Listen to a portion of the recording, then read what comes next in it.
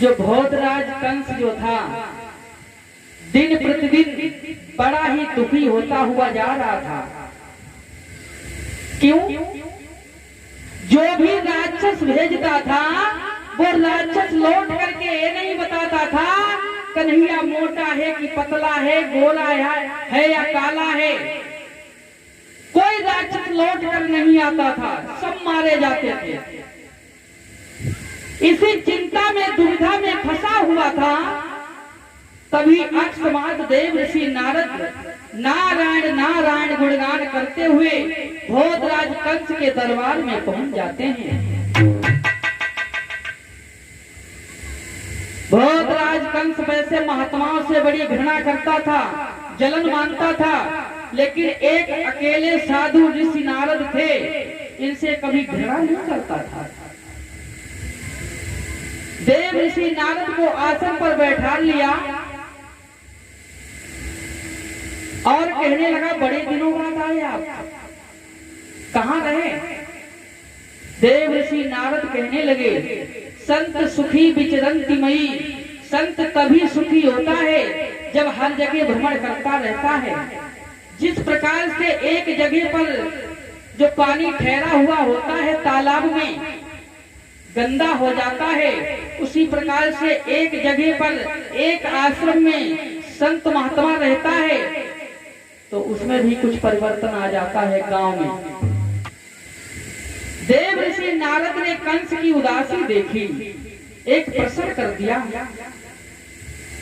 राजन पहले कभी आते थे इतने तुम उदास नहीं मालूम पड़ते थे, आज बड़े चिंतित हो, उदास हो। मतलब देव ऋषि नारद बोले हैं, बोलो कि हे कंस राज दिन दिन तेरी क्यों दशा बिगड़ती जाती है।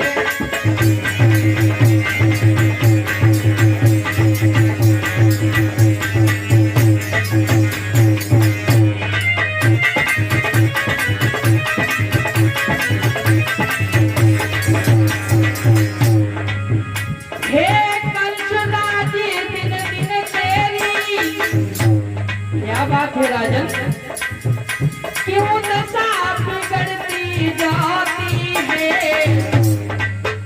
दिन है बसंत के खिलने पर क्यों कली सुखड़ती जाती है।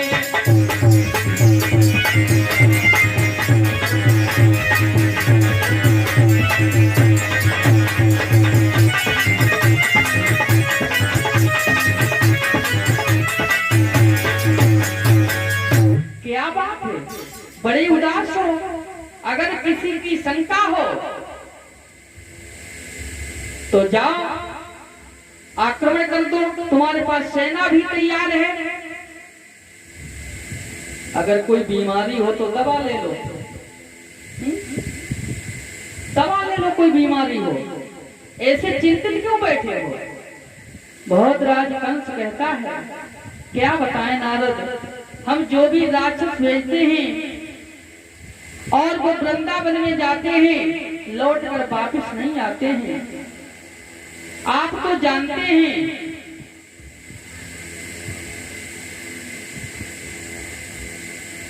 हमने कितने उपाय किए हैं, आपसे कुछ छिपा नहीं है। आप कभी न कभी आते जाते रहते हैं। त्रावत बकासुर शक्तासुर पूतना शक्तासुर आदि राक्षस भेजे, लेकिन कोई वापस नहीं लौटा। अब हम क्या करें, कोई उपाय बताएं नारद। तो देव ऋषि नारद कहते हैं, तुम ऐसा करो, हम तुम्हें उपाय बता रहे हैं। तुम 2 छपलियां कमल के पुष्प काली दह से मंगवाओ, और काली दह में कालिया नाग रहता है। कोई हीर की अम्मा ने तो दूध नहीं पिलाओ, जो कोई जाए और वहां काली दह से कालिया नाग के पास से कमल के पुष्प लेकर के आए। कोई नहीं जाएगा, और जो जाएगा सो मर जाएगा। भोजराज कंस कहने लगा, बहुत अच्छी आपने जुगाड़ बताइए। बहुत अच्छा उपाय बताया, लेकिन एक करेंगे कैसे? नारद कहने लगे एक पत्र लिखो, उस पत्र में लिख करके किसी के हाथों से भिजवा दो, नंद बाबा के हाथों में पहुंच जाएगा, और पत्र में अपने हिसाब से लिखो। तो भोजराज कंस ने वही किया,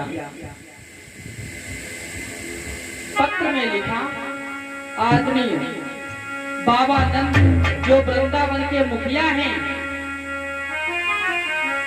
आपसे मेरा यही कहना है, अरे श्री श्री सबलाएली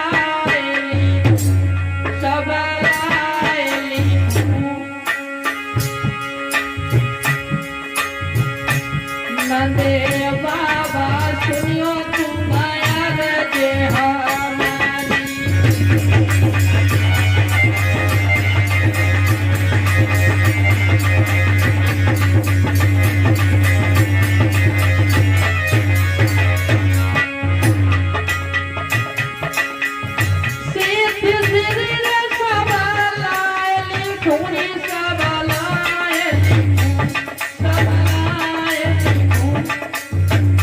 नंदे बाबा सुनियो तुम्हारा जे हमारी।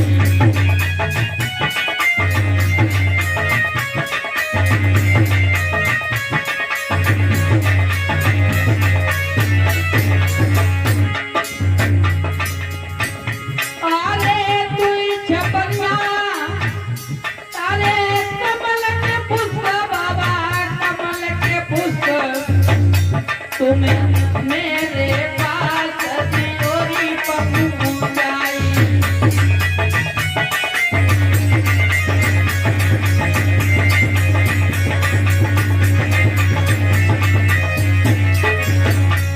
और ध्यान रखना, अगर तुमने मना कर दिया तो तुम्हें मालूम भोजराज कंस कहता है,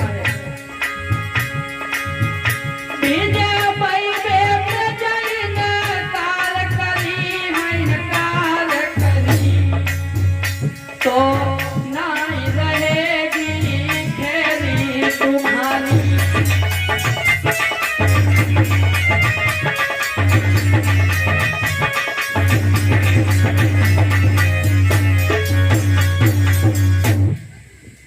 पत्र लिखा, कहा कि बाबा नंद जो ब्रज के भूमि मुखिया हैं, आपसे मेरा यही कहना है, काली जैसे 2 छपलियां कमल के पुष्प मेरे पास में भिजवा दो। अगर नहीं भिजवाए तो सारे आदमी को जेल में डाल दिया जाएगा। क्यों कहा? ये युक्ति नारद बाबा ने बताई। तुम 2 छपलियां कमल के पुष्प मंगवाओ, अगर नहीं लाएंगे तो जेल में डाल दो, और जेल में जब पड़ जाएंगे सब यादव तो सुबह उठो, एक का कलेव करो, चट कर जाओ। तो वही कंस ने पत्र में लिख करके भेज दिया, और उधर नंद बाबा को जो पत्र मिला है, तो नंद बाबा ने पढ़ा, रोने लगे। ये क्या हुआ है प्रभु, मेरे कुछ समझ में नहीं आता है, कैसी प्रभु तेरी लीला है। रोते देख करके यशोदा मैया पास में आई हैं, कहने लगी, अरे तुम रो रहे हो स्वामी, क्या बात है? नंद बाबा ने कुछ नहीं बताया और पत्र ही पकड़ा दिया। यशोदा मैया ने देखा, वो भी रोने लगी। कंस ने ना जाने कितने उपद्रव किए, और आज हमें लगता कंस ने मेरे बेटे कृष्ण और बलराम बल्कि सब यादवों को जेल में डालने के लिए बुलवा ही लिया। अब काली देह में जाएं तो 2 छपलियां कमल के पुष्प भी नहीं आ पाएंगे, और जो जाएगा वो मर जाएगा। काली देह से कमल के पुष्प नहीं आ पाएंगे, वहां पहुंच नहीं पाएंगे, तो कंस जेलों में तो सबको डाल ही देगा। रो रही है यशोदा मैया। उधर से भगवान कन्हैया जंगल से गैया चुमाने के बाद शाम के टाइम बलराम के साथ में आए हैं। देखा है यशोदा मैया आंसू बहा करके रो रही है और जाकर के बोले हैं, मैया तुम रो रही हो, क्या किसी ने तुमसे कुछ कहा है? अगर किसी ने कहा हो तो उसकी जीभ पर निकलवा दे, जीभ कटवा दे।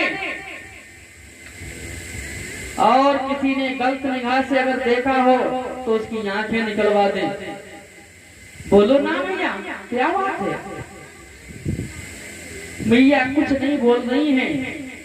भगवान कन्हैया कहते हैं, तुम एक बार कह दो किसी ने कुछ कहा हो तो हमें बताओ, हम उसकी जाकर के भुजा कटवा देंगे।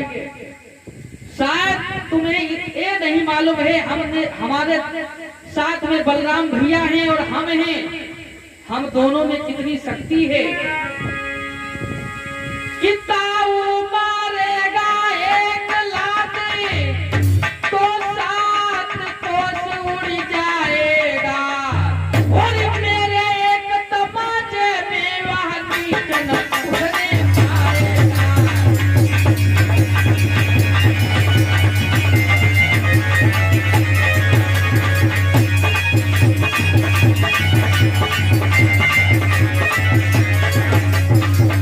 बोले हैं भगवान कन्हैया, एक बार कह दो भैया, अगर किसी ने कुछ कहा हो